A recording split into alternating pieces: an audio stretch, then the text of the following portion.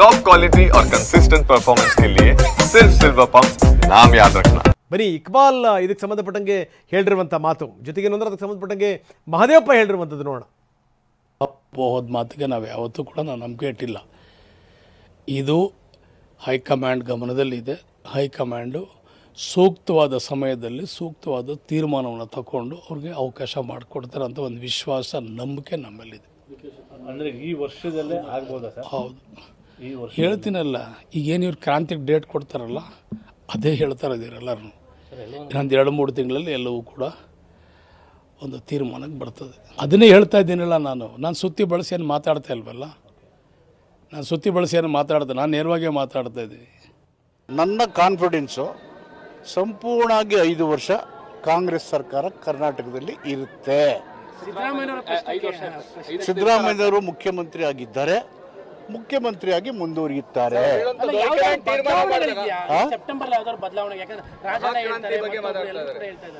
ಯಾರ್ಯಾರು ಯಾವ್ಯಾವ ಅರ್ಥ ಹೇಳಿದರೆ ಅವ್ರವ್ರನ್ನೇ ಕೇಳಬೇಕು. According to my knowledge Siddaramaiah chief minister.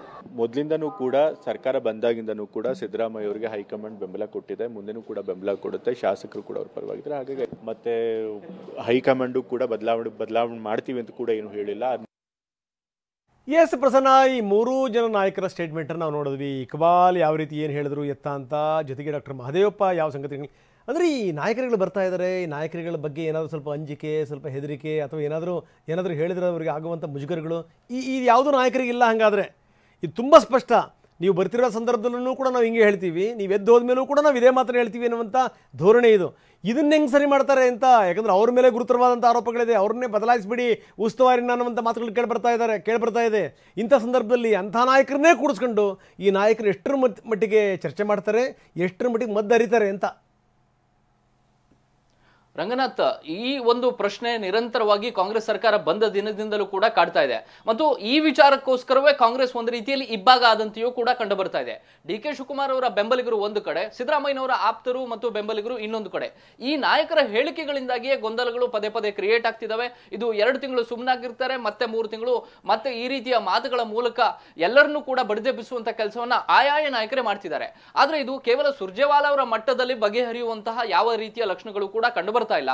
ಮತ್ತು ಸುರ್ಜೇವಾಲಾ ಹೇಳಿದ ತಕ್ಷಣ ಎಲ್ಲರೂ ಸುಮ್ಮನಿರೋದೇ ಆಗಿದ್ರೆ BR ಪಾಟೀಲ್ ಮಾತಾಡ್ತಿರಲಿಲ್ಲ, ರಾಜು ಕಾಗೆ ಅವರು ಮಾತಾಡ್ತಿರಲಿಲ್ಲ, ಇಕ್ಬಾಲ್ ಹುಸೇನ್ ಅಂತೂ ಮೊದಲೇ ಮಾತಾಡ್ತಿರಲಿಲ್ಲ.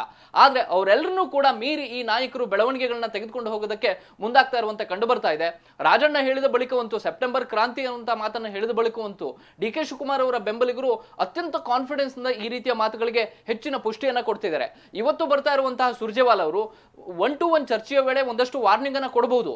ಆದ್ರೆ ಮುಂದಿನ ದಿನಗಳಲ್ಲಿ ಇದನ್ನ ಹೇಗೆ ಕಂಟ್ರೋಲ್ ಮಾಡ್ತಾರೆ ಅನ್ನುವಂಥದ್ದು ಅತ್ಯಂತ ಪ್ರಶ್ನಾರ್ಥಕ ಮತ್ತು ಅತ್ಯಂತ ಕುತೂಹಲ. ಯಾಕೆಂದ್ರೆ ಉಸ್ತುವಾರಿ ಕಾರ್ಯದರ್ಶಿ ಅವರು ಬೆಂಗಳೂರಿಗೆ ಬರ್ತಾರೆ ಅಂತ ಗೊತ್ತಿದ್ದೂ ಕೂಡ ಹೇಳಿಕೆಗಳನ್ನು ಕೊಡ್ತಾ ಇರುವಂತಹ ಸಂದರ್ಭವನ್ನ ಗಮನಿಸಿದ್ರೆ ಇದು ಆಯಾಯ ನಾಯಕರು ಮಾಡ್ತಾ ಇರುವಂತಹ ಒಂದಷ್ಟು ಸ್ಟ್ರಾಟಜಿ ಮತ್ತು ಆ ರೀತಿಯ ಅಭಿಪ್ರಾಯವನ್ನ ಶಾಸಕರಲ್ಲಿ ಮೂಡಿಸೋದಕ್ಕೆ ಅಂತ ಹೇಳಿ ಒಂದಷ್ಟು ಮಂದಿ ಈ ರೀತಿಯ ಹೇಳಿಕೆಗಳನ್ನ ಕೊಡ್ತಿದ್ದಾರೆ ಅನ್ನುವಂಥದ್ದು ಅತ್ಯಂತ ಸ್ಪಷ್ಟ ಆಗುತ್ತೆ. ಆದ್ರೆ ಸಿದ್ದರಾಮಯ್ಯನವರ ಆಪ್ತರು ಹೇಳ್ತಾ ಇರುವಂಥದ್ದು 5 ವರ್ಷಗಳ ಕಾಲವೂ ಕೂಡ ಬಸವರಾಜ ರಾಯರೆಡ್ಡಿಯಿಂದ ಹಿಡಿದು ಮಹದೇವಪ್ಪ ಅವರ ತನಕ ಮತ್ತು ಯತೀಂದ್ರ ತನಕ ಎಲ್ಲರೂ ಕೂಡ ಅತ್ಯಂತ ಕಾನ್ಫಿಡೆನ್ಸ್ ಆಗಿದ್ದಾರೆ. ಅಷ್ಟೇ ಕಾನ್ಫಿಡೆನ್ಸ್ ಅನ್ನ DK ಶಿವಕುಮಾರ್ ಅವರ ಬೆಂಬಲಿಗ ಶಾಸಕರು ಕೂಡ ತೋರಿಸ್ತಾ ಇದ್ದಾರೆ. ಹೀಗಾಗಿ ಇದು ಎಲ್ಲಿಗೆ ಕೊಂಡೊಯ್ಯುತ್ತೆ, ಎಲ್ಲಿಗೆ ಹೋಗಿ ಮುಟ್ಟುತ್ತೆ, ಸಾಕಷ್ಟು ಕುತೂಹಲವನ್ನ ಕೆರಳಿಸ್ತಾ ಇದೆ. ರಂಗನಾಥ್, ಎಸ್, ಧನ್ಯವಾದ ಪ್ರಸನ್ನ ತಮ್ಮೆಲ್ಲ ಮಾಹಿತಿಗೆ. ನೋಡಿ, ಪಕ್ಷ ಅಂತಂತಂದರೆ ಭಕ್ತಿ ಇಲ್ಲ, ಬೆಲೆ ಇಲ್ಲ. ಯಾಕಂದರೆ ತುಂಬ ಜನ ನಾಯಕರು ಕಾಂಗ್ರೆಸ್ಸಲ್ಲಿ ನಾವು ನೋಡ್ತಾ ಇದ್ವಿ, ಪಕ್ಷವನ್ನು ಮೀರಿ ಬೆಳೆದು ಬಿಟ್ಟಿದ್ದಾರೆ. ಇದೇ ಒಂದು ಸಮಸ್ಯೆ.